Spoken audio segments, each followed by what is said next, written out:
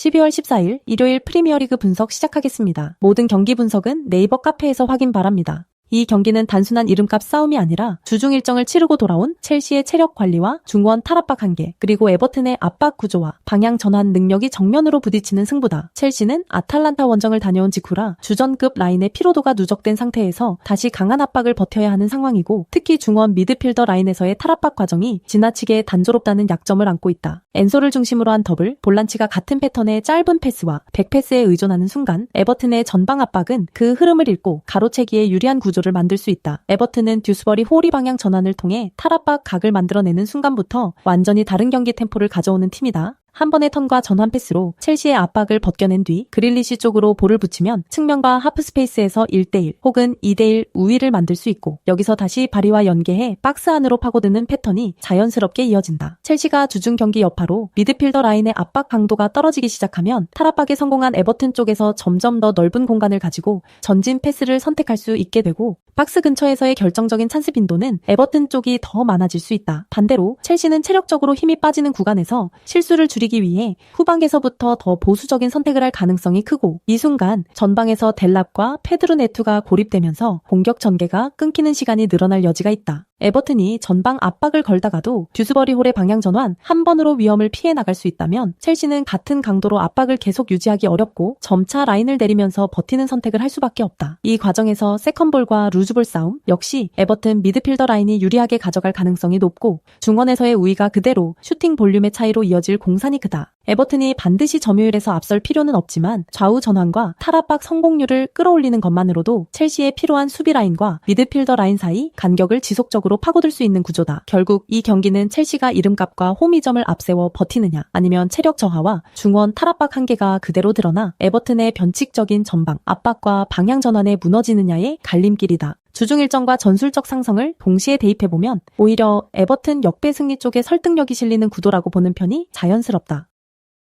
이 경기는 챔피언스리그 원정을 다녀온 리버풀의 피로한 하이 템포와 주중 일정 없이 준비 기간을 확보한 브라이튼의 아이솔레이션 전술이 정면으로 부딪히는 그림이다. 리버풀은 에키티케와 각포, 맥 앨리스터를 중심으로 여전히 위협적인 공격 라인을 갖추고 있지만, 주중 인터밀란 원정 이후 체력적인 부담이 쌓여있는 만큼 90분 내내 같은 강도의 압박과 라인 컨트롤을 기대하기는 어렵다. 전방 압박이 한두 번 늦어지기 시작하면 중원에서의 압박 간격이 벌어지고 측면 풀백 뒤 공간이 노출되면서 브라이튼이 노리는 전환 지점이 그대로 열린다. 브라이튼은 웰백, 카디오글루, 루터를 오른쪽에 집중 배치해 리버풀 수비 블록을 한쪽으로 끌어당긴 뒤 반대편에 남겨둔 민테에게 방향 전환 패스를 연결하는 패턴을 반복할 것이다. 이 순간 리버풀의 측면 풀백이 체력 저하로 복귀 속도가 한 박자 늦어진다면, 민테는 1대1 아이솔레이션 상황에서 마음껏 돌파를 시도하며 박스 안으로 파고들 수 있다. 리버풀이 이를 막기 위해 민테 쪽에 추가 지원 수비를 보내면 다시 오른쪽에서 웰백과 카디오글루, 루터가 하프 스페이스를 파고드는 2차 공격 루트가 열리기 때문에 어느 한쪽을 완벽히 틀어막기가 쉽지 않다. 반대로 브라이튼 입장에서는 리버풀의 체력적인 한계가 노출되는 후반 60분 이후 오히려 압박 강도를 유지하며 리버풀의 실수를 유도하는 식으로 경기 주도권을 더 확실히 가져올 수 있다. 리버풀이 초반 기세로 경기를 몰아붙이더라도 시간이 지날수록 브라이튼의 아이솔레이션 패턴과 측면 공략이 더 자주 터져나올 가능성이 있는 구도다. 결국 이 매치는 리버풀의 피로한 수비 라인이 90분 동안 브라이튼의 아이솔레이션 전술을 버틸 수 있느냐의 문제로 귀결되며, 체력과 전술 구조를 함께 고려하면 브라이튼 쪽 기대값이 더 높게 형성될 수밖에 없는 상황이다.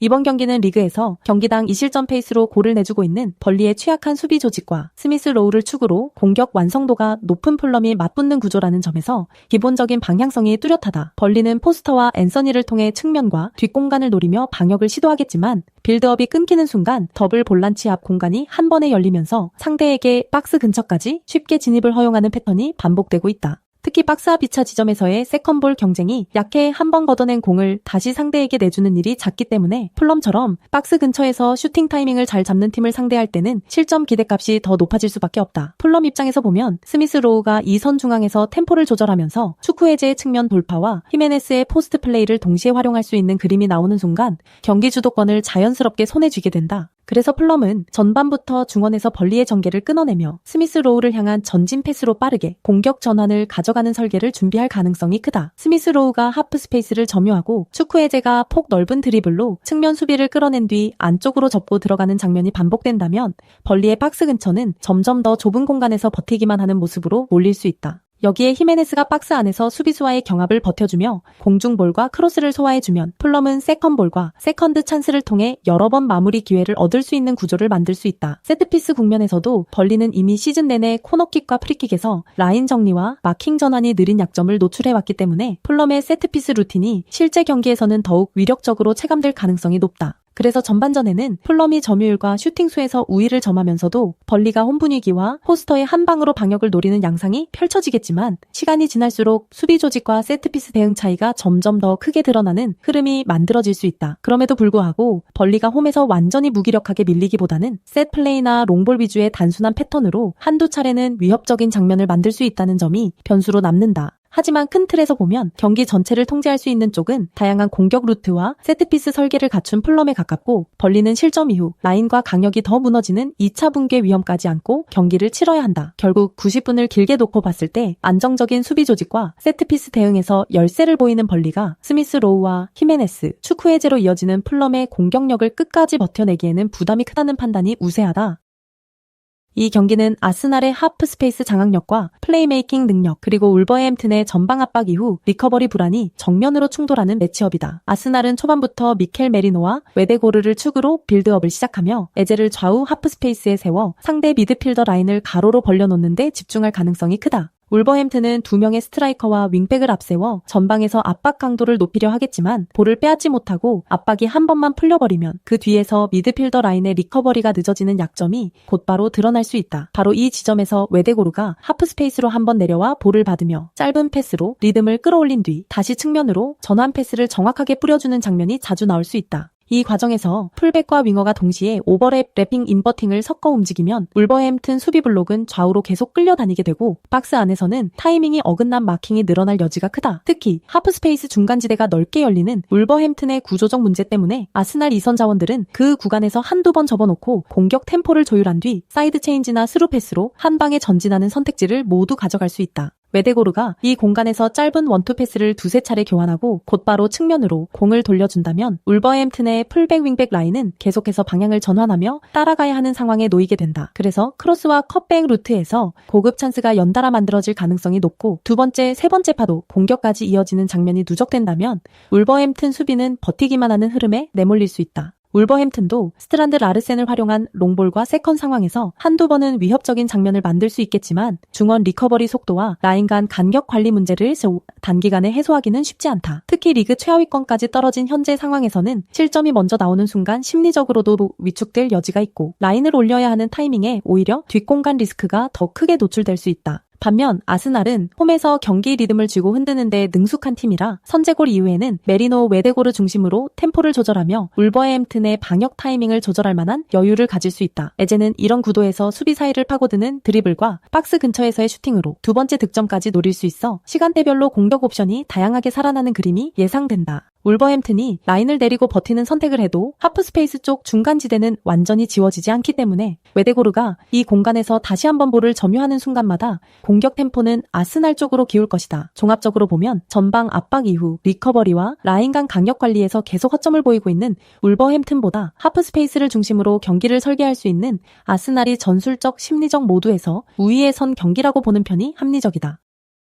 이 경기는 구조적으로도 전력적으로도 맨시티가 주도권을 쥐고 들어갈 가능성이 높은 매치업이다. 홈팀 크리스탈 팰리스는 3백과 투볼란치를 앞세워 라인을 어느 정도 끌어올리며 맞불을 놓고 싶어 하겠지만 중원 압박 타이밍과 커버가 어긋나는 순간마다 중앙축이 비는 리스크가 너무 크다. 맨시티는 이 약점을 놓치지 않을 것이다. 전반 초반부터 중권의 수적 우위를 만들어 놓고 도쿠와 니코 곤살레스 쪽으로 볼 순환을 빠르게 가져가며 1차 압박을 끌어낸 뒤 그 뒤 공간을 파고드는 패턴을 반복하려 할 가능성이 높다. 특히 도쿠가 측면에서 1대1 돌파로 수비 한 명을 끌어내는 순간 니코 곤살레스는 하프스페이스 안쪽으로 파고들며 전진 드리블을 이어가고 이때 크리스탈 팰리스의 투볼란치가 한 명만 전진해버리면 중앙 커버가 완전히 비는 장면이 나온다. 그 틈에서 맨시티의 중원 자원들이 박스 앞까지 볼을 운반해 슈팅각을 만든다면 수비 라인이 정렬되기 전에 박스 앞 유효 슈팅이 연달아 나올 수밖에 없는 구조다. 또한 세트피스 상황에서도 맨시티는 홀란드의 제공권과 세컨볼에 대기하는 이선 자원들의 위치 선정이 매우 정교해. 단순히 크로스만 올리는 것이 아니라 두 번째 볼까지 염두에 둔 패턴 플레이를 자주 보여준다. 크리스탈 팰리스 입장에서는 마테타와 예레미 피노를 활용한 역습과 세트피스로 방역을 노려야 하지만 점유와 압박에서 밀리는 구간이 길어질수록 전방으로 올라갈 숫자가 부족해지고 공격에서의 날카로움도 떨어질 위험이 크다. 시간이 흐를수록 체력과 집중력이 떨어지는 쪽은 보통 수비에 쫓기는 팀이다. 크리스탈 팰리스가 중원 압박 타이밍을 완벽하게 맞추지 못하면 후반으로 갈수록 그 틈은 더 자주, 더 크게 벌어질 가능성이 있다. 반면 맨시티는 교체 카드 활용을 통해 측면과 중원을 한 번 더 갈아주며 템포를 유지할 수 있고 경기 막판까지도 도쿠와 니코 곤살레스, 폴란드를 중심으로 한 파상 공세를 이어갈 수 있는 전력을 갖추고 있다. 결국 이 경기는 크리스탈 팰리스의 압박 타이밍이 얼마나 오래 버텨주느냐의 문제가 아니라 언제부터 맨시티가 박스 앞 주도권을 완전히 가져가느냐의 싸움에 가까운 승부로 흘러갈 가능성이 크다.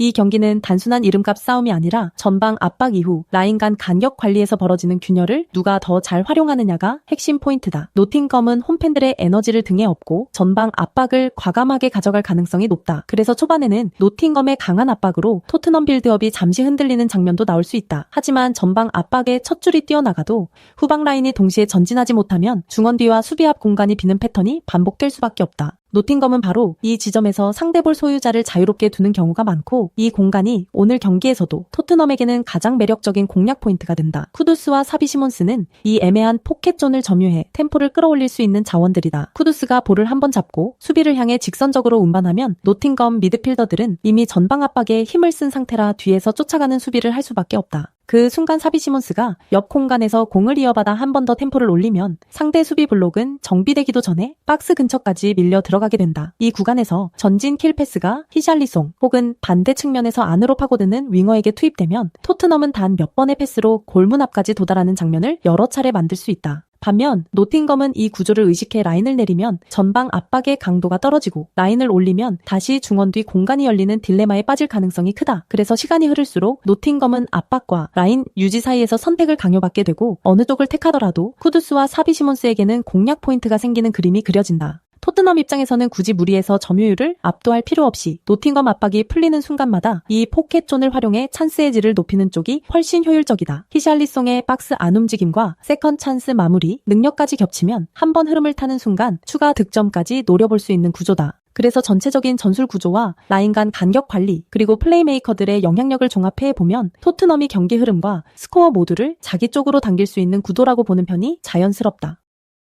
잉글랜드 타이니어 주를 연고로 하는 썬더랜드와 뉴카슬의 타이니어 더비가 오랜만에 성사된 만큼 경기 시작 전부터 양팀 모두 강한 감정선과 긴장감을 안고 그라운드에 들어설 가능성이 크다. 매번 치열하게 진행되는 매치업인 만큼 이번 경기 역시 초반부터 태클과 몸싸움, 세컨볼 경합이 난타전 양상으로 이어질 공산이 커 보인다. 보통 이런 라이벌전에서는 기술이나 전술 디테일도 중요하지만 결국 마지막까지 버티는 체력과 멘탈이 승패를 좌우하는 경우가 많다. 이번 더비는 특히 양팀 선수들의 체력적인 요소가 승패를 가르는 핵심 변수로 작용할 전망이다. 뉴캐슬은 레버쿠젠과의 챔피언스리그 일정을 소화하기 위해 독일 원정 경기를 다녀온 상황이라 장거리 이동과 강도 높은 경기를 치른 뒤 곧바로 더비를 준비해야 했다. 그래서 초반에는 기존의 강한 압박과 전방 템포를 유지할 수 있겠지만 시간이 갈수록 중원과 측면에서의 왕복 스프린트 강도가 떨어지며 라인 간 간격이 벌어질 위험이 커진다. 반면 썬더랜드 선수들은 리그 일정 외에는 체력적인 부담이 적었고 이번 더비를 위해 충분히 회복과 전술 훈련에 집중할 수 있는 환경을 갖췄다는 점이 크게 작용할 수 있다. 홈팬들의 열광적인 응원 속에서 썬더랜드 선수들은 평소보다 한 걸음 더 뛰려는 동기부여를 보여줄 가능성이 크고 이는 후반으로 갈수록 체력 우위와 함께 압박 강도로 이어질 수 있다. 전술적으로는 뉴캐슬이 4-3-3으로 볼 점유와 전방 압박을 통해 주도권을 잡으려고 하겠지만 그만큼 뒤 공간과 세컨볼 상황에서 집중력이 떨어지는 구간이 반드시 찾아올 수 있다. 썬더랜드는 브로베이와 탈비를 활용해 뒷공간을 지속적으로 두드리며 자카가 중원에서 강한 압박과 세컨볼 경합을 책임지는 방식으로 상대가 지칠 때까지 템포 싸움을 이어갈 수 있다. 초반에는 난타전 양상 속에서 양팀 모두 슈팅과 세트피스 기회를 주고받겠지만 후반에 들어서면 뉴캐슬의 압박 강도와 복귀 속도가 눈에 띄게 떨어질 가능성이 있다. 그럼에도 불구하고 뉴캐슬이 개인 기량을 앞세운 한두 번의 장면으로 위협을 만들 수는 있겠지만 전체 90분을 기준으로 보면 체력 밸런스가 썬더랜드 쪽으로 기울 수 있는 구도다. 특히 마지막 20분 구간에서는 홈에서 뛰는 썬더랜드가 더 거칠게 달려들며 세컨볼과 세트피스 상황에서 추가 찬스를 만들어낼 가능성이 높다. 결국 이 경기는 전술적인 디테일보다 유럽 원정 여파로 체력이 빠져있는 뉴캐슬과 충분히 휴식을 취한 썬더랜드의 체력 격차가 승부의 방향을 결정지을 수 있는 더비로 보는 편이 합리적이다.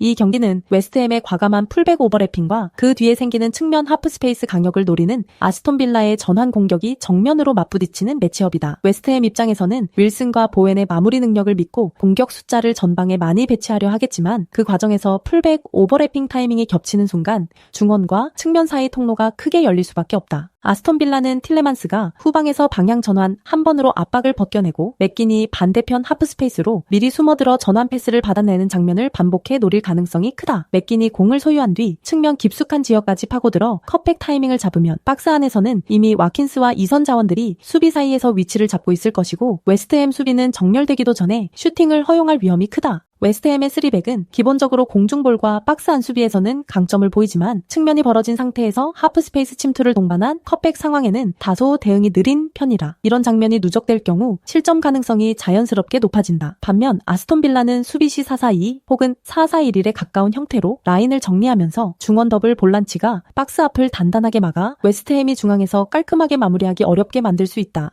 그래서 웨스트햄이 득점을 노리려면 세트피스나 세컨볼 상황에서의 한두 번 찬스를 잘 살려야 하는 그림이 떠오르고 오픈 플레이에서는 오히려 아스톤 빌라 쪽이 더 명확한 공격 패턴을 가지고 들어간다고 볼 수 있다. 후반으로 갈수록 웨스트햄 풀백의 체력이 떨어지면 복귀 타이밍이 더 늦어지고 측면과 하프스페이스 강력이 더 넓어지면서 아스톤 빌라의 전환 공격이 더욱 날카롭게 들어갈 여지가 커진다. 여기에 교체 카드에서도 아스톤 빌라가 드리블과 침투의 강점을 가진 자원을 투입해 측면과 하프스페이스를 계속 파고들 수 있다면 웨스트햄 수비는 막판까지 버티기 버거운 전개가 될 가능성이 높다. 결국 전환 상황에서 간격 관리를 놓치는 홈팀과 방향 전환과 하프스페이스 침투 패턴이 잘 갖춰진 원정팀의 상성을 비교해보면 흐름은 점점 아스톤 빌라 쪽으로 기울 수밖에 없는 구도라고 해석하는 편이 자연스럽다. 네이버 카페에 오시면 전 경기 분석글 확인하실 수 있습니다. 구독, 좋아요 누르시고 보다 빠르게 분석글 받아보시기 바랍니다. 감사합니다.